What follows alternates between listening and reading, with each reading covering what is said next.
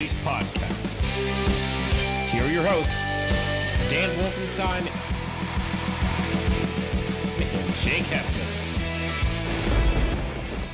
Welcome to another edition of Chargers Unleashed. Jake Hefner and Dan Wolkenstein here with you from the LAFB Network. Guys, if you're tuning into this show, this is a part two of a special edition of what Dan decided to compile as the best moments for Chargers Unleashed under the 2021 year in review. If you haven't already listened to part one, go ahead and go back and listen to that. This is basically just a testament to show you how many moments there were. The fact that Dan Hackney actually put these in two separate episodes. So again, big credit to Dan here for compiling all of these special moments. Again, continuation. This is part two. Hope you guys enjoy it. 2021 Chargers Unleashed year in review. Please welcome Trevor Sikkema to the show. Who would be the realistic home run pick for the Chargers at 13? Oh, man, what a great question. What a great question. Okay, so I think it would still be Slater. I think just because of the versatility that he gives you, if you have faith that you have a better left tackle than you do an interior offensive lineman, you can play him on the inside if you wanted to. If you think that you have a better interior offensive lineman, which is easier to get, then you have a left tackle, then you could play Slater out at left tackle. And I really think he's the perfect pick for him. Rashawn joins us on Chargers Unleashed. You know, I've paid for a couple of meals out here, but I haven't had to write any essays or anything like that. So, you know, hopefully the vets aren't watching this and getting any ideas. No. Okay, good luck with that. As arguably the top offensive lineman in this draft, it seems like you landed it with a group that has far more experience than most top tackles go in the draft. What have you learned so far in this short period of time with the group that maybe you probably wouldn't have been able to get if you were taken somewhere else?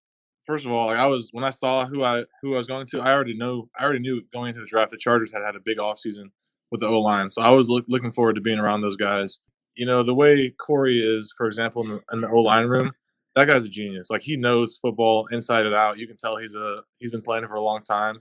And so, like, the level of mental, you know, the way they talk is just like, wow, like, I got a long way to go as far as just, like, understanding the game and, like, reading defenses. Like, those guys are really geniuses. And so I love it. I mean, it's just exposing to me more and more stuff. What lessons have you learned from your dad, either on or off the field, that may have helped you the most during your journey to the NFL? He's been amazing because ever since I was a little kid, I never watched him play basketball. He had retired by the time I was like, you know, when I was 2 years old. So I don't remember any of it. But, you know, he's always like dragged me into his computer and made me like watch his tapes and like stuff like that. So I kind of, and then like growing up, I didn't know why he was doing it, but he'd always pull me aside and just like go on these long kind of speeches about what it means to be a professional and, you know, like how he was able to get there. And so at the time, you know, I was like, Dad, I'm just trying to play video games right now. Like, what are you talking about? But like, you know, I'm still listening though. And I'm really kind of starting to see like, he's been telling me these things for years. And now I have, you know, other guys telling me the same stuff. I'm like, well, this is my first time hearing that. And I think subconsciously, you know, even if I was more worried about, you know, like beating the level in Mario or whatever, like that was really like kind of shaping who I am and how I kind of see things. So it's been really helpful. Like, what is your mindset going into a play? How do you diagnose a defense? How do you attack it? Like, what are the things you look for? Yeah, actually, it's funny because I was just talking to Frank about this morning.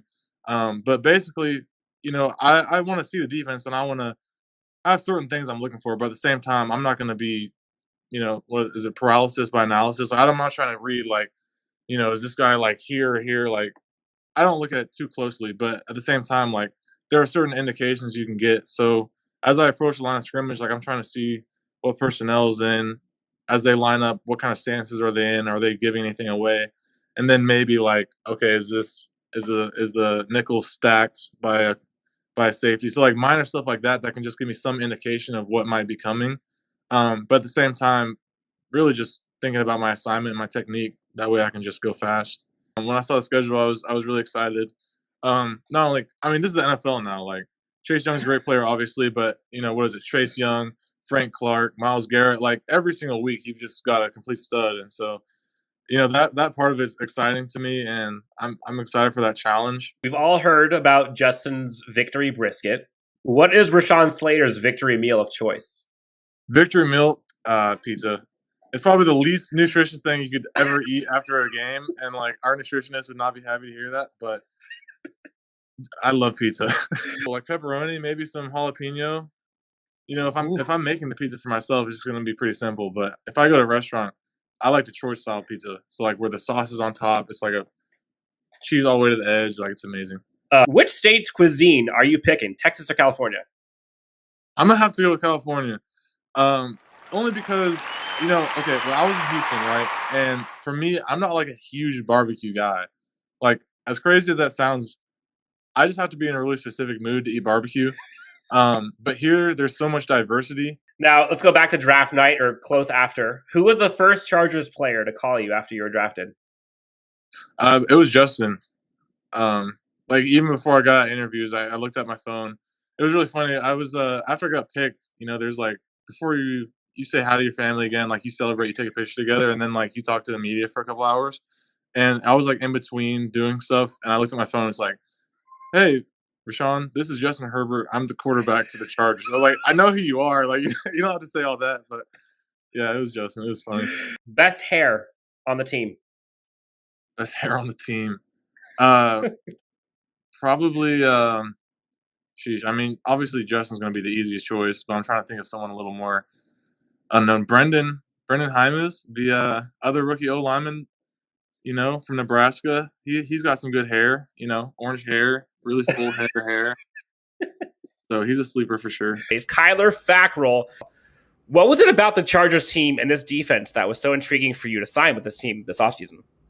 A lot of it, honestly, was I had a great conversation with Coach Staley, and he knows me a little bit from having coached in Chicago, and I was in Green Bay, so he knows of me from kind of that connection, and just kind of hearing him talk about the scheme and the defense. I think we both kind of felt like it would be a really great fit. First round selection, Rashawn Slater.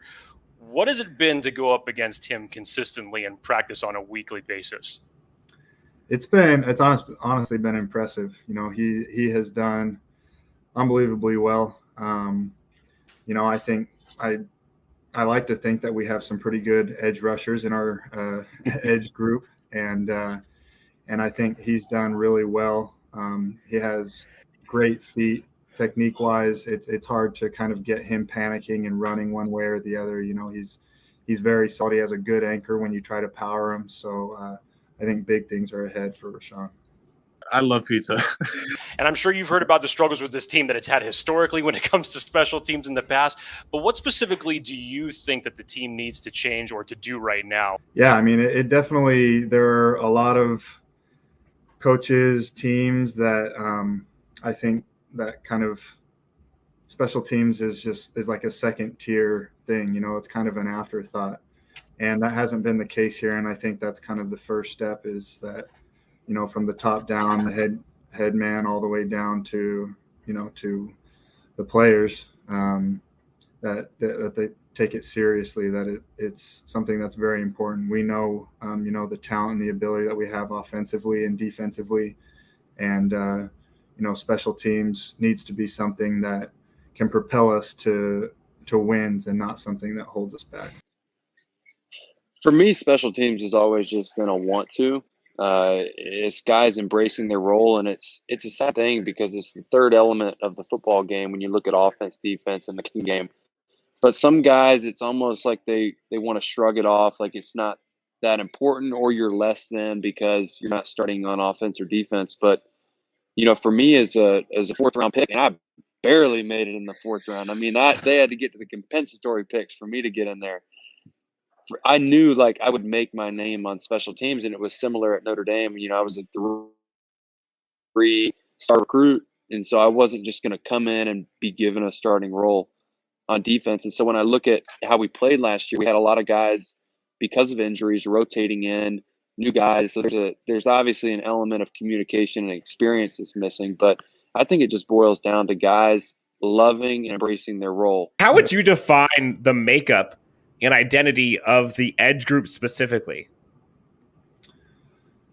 I think we have a lot of talent on the edge, and I think we can make a lot of things happen. And I think a great thing about just the mentality of Coach Staley and Giff and Jay is that they're going to let us be free. You know, we still are learning each other as far as being able to play off each other naturally while rushing with, you know, certain inside guys.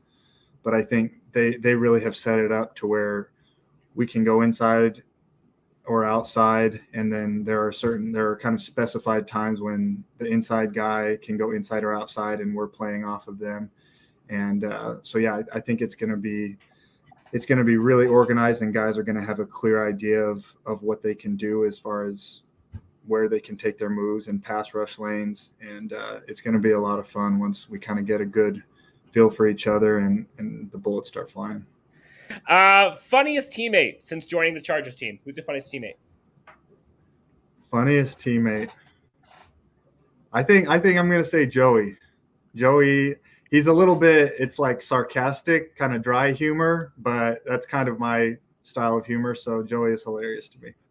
But just dry sarcasm, just kind of across the board is kind of the vibe that I get from Joey. And don't even get Jake started. I have yet to finish the Marvel Phase 1, 2, and 3, and I'm way behind on those. I know. Have you seen Infinity War and Endgame? No. And everyone.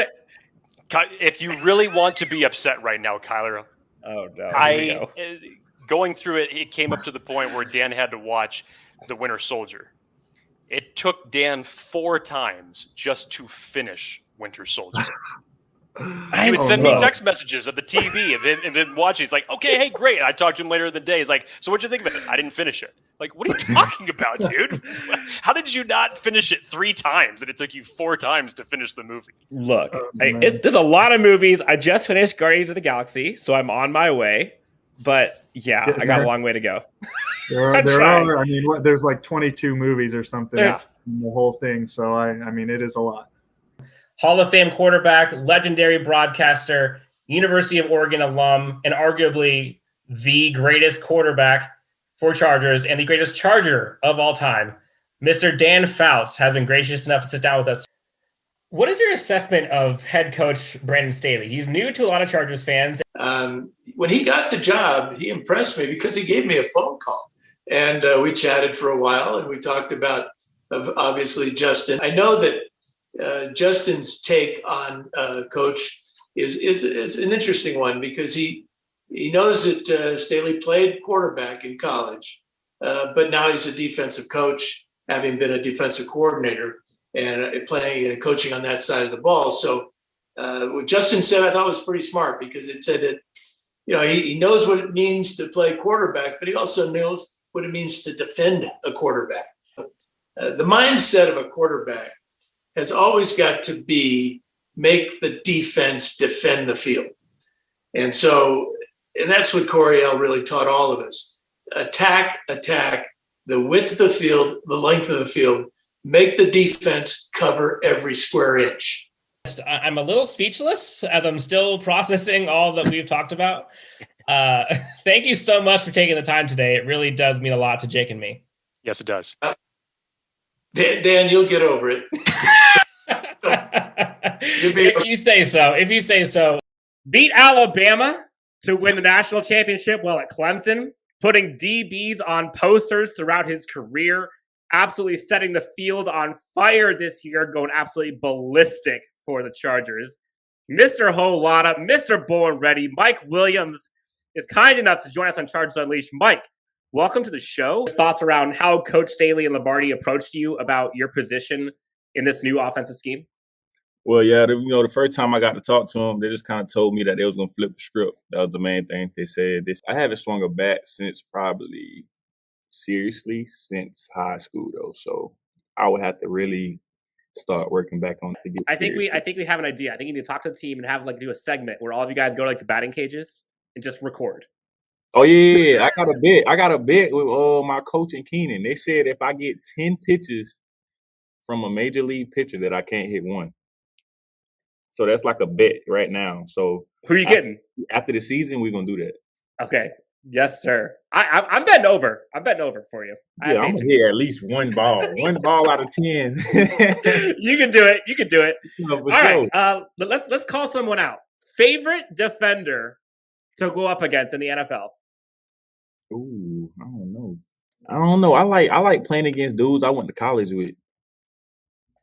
I feel like it's kind of like trash talking, but we know each other, so it's like funny. You know what I'm saying? Yeah. It's It ain't trash like talking, but like slapping the butt. it ain't like serious trash talk to where I'm gonna fight you after the game. It's just like trash talk. Like we was kind of doing this since college. But yeah, I played against J-Ron Curse this year. He from the on the Cowboys. And we was kind of just, having fun out there, laughing, playing, kind of talking trash back to each other. But what kind of trash? What kind of trash are you talking? Like, are we talking like Joey Bosa type trash? Are we talking like Keenan trash? Like, what's your trash talking forte like? I don't know. I feel like what's Joey Bosa type talking trash? Keenan nasty with it. So I wouldn't say I talk like Keenan. I don't know. It's kind of like having fun, like talking trash to your little brother or like your big brother or something like that. Yeah, Got something it. like that. Yeah. Okay. Sorry, I was trapping. Give us the lowdown on that. What's that about? Hey, it was my homie kind of started this, and I felt like I was grinding in the off season, putting in the work, and that's kind of what it means. And I was putting in the work. It's paying off. Everybody realizing it. So yeah. Sorry. Love it. Favorite moment as a Los Angeles Charger so far in your career?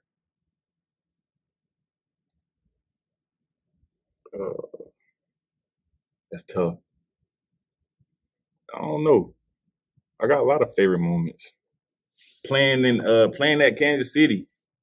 I love playing there. I don't know why. I feel like the energy there, they fans are very loud. It reminds me of like a college game. And I don't know. I just feel like the energy there just pumps you up to you go out there and have fun. But yeah, I like playing in Arrowhead. It's lit. Yeah, I had some pretty good games there. I'd say so. Yeah. I'm sure they love seeing you there too, right? I don't know why it happened like that, but it always happened like that. Nothing against them. But yeah, I feel like a lot of my good moments came over there. Can't wait to see you ball out every day, and let's get you back to this team for long term, huh? Let's keep you. Yeah, for sure. We can see if we can make that happen. From the Macungie borough of Pennsylvania, former West Virginia Mountaineer safety, since transferred to linebacker when he was drafted by your Los Angeles Chargers. He wears the number 44 on the field, but the swag check is up to 100 right now, as he has arguably had the most impressive training camp and preseason of any Chargers player this year. A legitimate breakout candidate. Talking with Kyzir White here on Chargers Unleashed. Now, Kyzir, you're entering year 4 with the Chargers, and so many people have talked about how different this year feels for this Chargers team. What are some of the tangible differences that you see with this year's team under this coaching regime as opposed to years past? I think Coach Staley, man, he just has like a real good plan in place for us, man. He sets us up to be successful. I feel like all the players are buying in. When he speaks, we listen. I just feel like he got a good thing going, and we just following his lead, man, and taking it day by day, because we know we have something special here. But we're good as potential. We don't go out there and show what we about, man. So I just feel like it's something different, man. I feel like we're gonna have a real good year this year. You played a bunch of positions, and you went from safety, and now you're playing linebacker. But you played corner, wide receiver. When did you know that you were going to be on the defensive side of the ball? So, man, what's crazy was my whole life I thought I would be a running back, because I was always the smallest on my team. I was always the quickest and fastest. I was real small. Then I started hitting the growth spurt in high school. And I'm like, dang, like this is kind of weird. I'm not used to being this tall. So I had to like transform. People go through that little awkward stage where you got to learn how to move with your body. And, you see that all the time. So that's when I transitioned from running back to receiver. I feel like I was a pretty good receiver, man. I definitely did, especially with my brother Kev and Karan playing receiver. Receiver a little more flashy. You get the attention, score touchdowns. I'm like, I think I want to play receiver. But I was snapping my junior and senior year at corner. I'm talking pick sixes. I mean, I'm locking down the best receivers in the valley I was in. So I'm like, I like receiver, but I feel like defense was just always most natural for me. And then I knew I was going to start getting my weight up a little bit. So I'm like, dang, corner might not be it. You know, checking the scale, I'm just saying 205, 210 as a freshman. I'm like, might be a box safety, you know. So I kind of knew, like, yeah, defense gonna be it for me. Wearing the single digit on defense, K9 Kenneth Murray joins Chargers Unleashed. Kenneth, welcome to the show. How you doing, man? Recently, Brandon Staley had a press conference, and he talked about this idea of being programmed for the defenders to kind of see more versus seeing less in schemes or in years past, and like expanding what individual players are responsible for diagnosing on defense. Like tactically, like what does that mean for you and like the rest of the defense? Like what does that mean for you guys like on the field by having to kind of be programmed to see more versus less? You know, them putting more on our plates, you know, a lot of times, you know, within our scheme, depending on certain formations, we check, you know, different calls. So, you know, the call may come in and there may be 3 different play calls. And, you know, one call is designed for whatever formation that they're in at the time. So, you know, if they line up in this formation, we run this. If they line up in this formation, we run this. If they line up in this different formation, we run this. Whoa. So, you know, you have to be able to think through a lot and process through a lot with a little bit of time and then go out there and play ball. So it's definitely, I think that's definitely what he means by it. It's definitely something that can, you know, help us get in the right call because a lot of times, you know, offenses are trying to motion and do different things to get us, you know, out of whack. So it's definitely something that can be a weapon for us. We are number 89 of your Los Angeles Chargers. Donald Parham, what was kind of the thing that you have put in most during this offseason or during training camp that you were kind of frustrated about that you wanted to kind of fix moving forward? My overall speed, just the level of speed I played the game, making sure that, you know, my first couple steps are always just, you know, as fast with intent and just making sure that I was playing just overall faster, you know, trying to catch up to the speed of the game and then exceed the speed of the game, you know, just making sure that I was just faster all around, blocking and route running. Going from the practice squad in the NFL, then over to XFL, and now like playing live games, like is the speed like that different? It really is. And you don't really notice it until you start playing in it. And so it's just like, it's like a wake up call. If you're a little step slow, you'll definitely see it. So that was just my main focal point for this past offseason. What are your impressions of kind of Joe Lombardi and his offense and scheme so far? Like, what have you seen in terms of changes, maybe to like the tight end role or your role specifically? Now they got the new coaching staff and new scheme. Yeah, he's definitely schemed us into the, you know, offense like as a main focal point in terms of pass game. He's making sure that, you know, we have the idea in ourselves that, you know, we're going to make some plays and we're going to get open. We have to get open, use physicality, speed, all that. And making sure that, you know, we're always coming to work every day and making sure that we have a plan in our minds that we're going to get better and that we are like the backbone for our system right now. You know, and Joe Lombardi's his system is like really picking the defense apart. And that's really fun, honestly, as a tight end. You know, you get to get in those voids and, you know, catch passes all the time. So it's a really fun system for us. Yeah, we have a lot more access to, you know, different routes. It felt like we were kind of limited last year in terms of, you know, how far down the field we were going to be, you know, making plays. But this year for sure he's you know, opening us up and making sure that we're, you know, available down the field, you know, 5 yards up the field, you know, everywhere. So definitely going to be fun this year. It seems as though, I don't want to put words in your mouth, but it seems as though this team overall is having way more fun this year than, let's just call it, past years. Yeah, why or how is a team like having so much more fun with Staley or with the entire group? Like, what is some of the reasons for that? Coach Staley just brings so much energy to our team. And, you know, especially having the guys that were, you know, hurt last year and having them come back, you know, bring their energy and leadership. It's just like we just feel like a well-oiled machine. And so, you know, we just have fun every day. You know, we feel like we can bounce, you know, energies off of each other and making sure that we're making each other better. And so it's just overall fun to see like the possibilities that we have this year. I know Justin Herbert loves the fact that you are this tall and such a mismatch and you can kind of haul it from anywhere. there's been talk about kind of your chemistry getting better and better with Justin Herbert. What is it like playing with Justin Herbert? What have you seen from him kind of progressing year to year? And just kind of talk to us about your relationship with him. It's definitely an exciting relationship because you can see the trust in when he, throws me the ball, like he trusts me to make the play. And I appreciate that from him. And, it's really been exciting to just see him play overall because, he's making some throws that's just like, there's no way that should have been made, but he makes them. And, so it's just a really exciting person to play with. And, he's growing every day as a leader.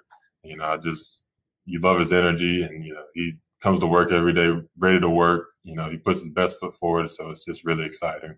What's your life like outside of football? Like, what are you into? What kind of food? Like, what's your day in the life of an off day for you? Like, what are you doing?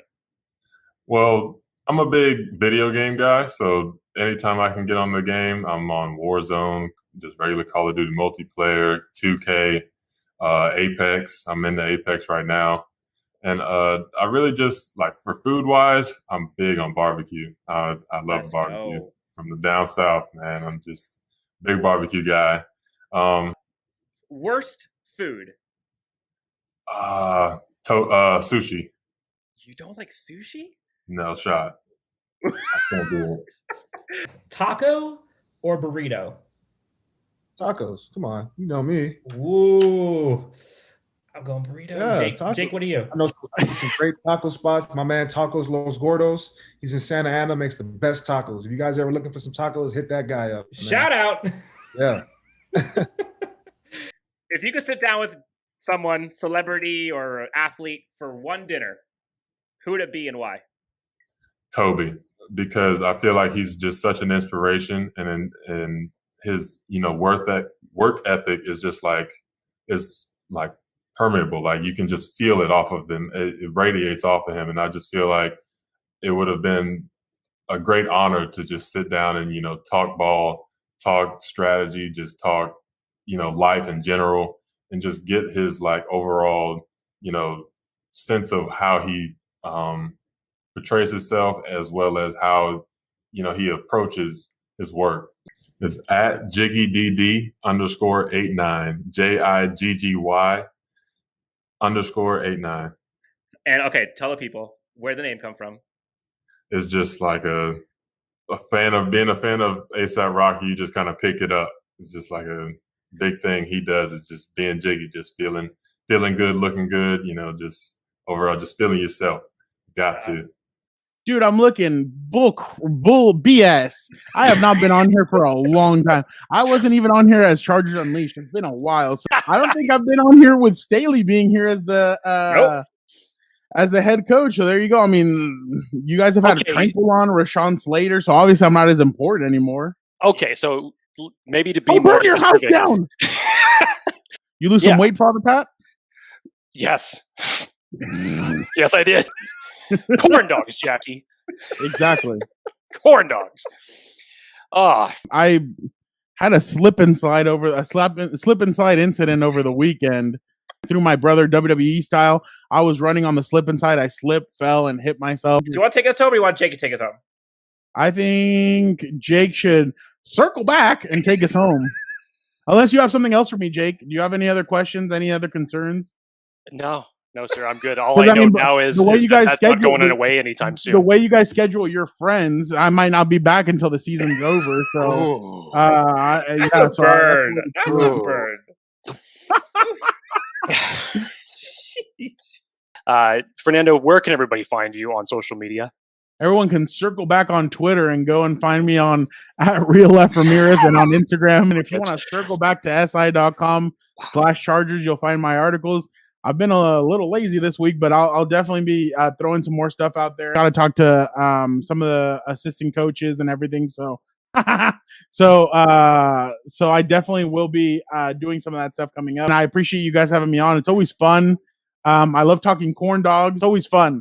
And it's always interesting when the three of us get together. Now we're talking about, dudes building snowmans together. Okay, you just had to bring up another weird thing, didn't you, Jake? You should have just. That one's not going to go away, dude. That was just like that. I should have done that. Well, Dan, that wraps it up. The 2021 Chargers Unleashed year in review. Again, instead of having one full episode of Dan compiling nearly an hour of footage of everything that we had, he decided to split it up into 2 parts. But just an amazing recap of how far we've come and what 2021 has brought to us. We're very much looking forward to 2022. Thank you guys so much for taking this ride with us. Dan and I really appreciate every single moment of it, both guests, fans, and colleagues alike.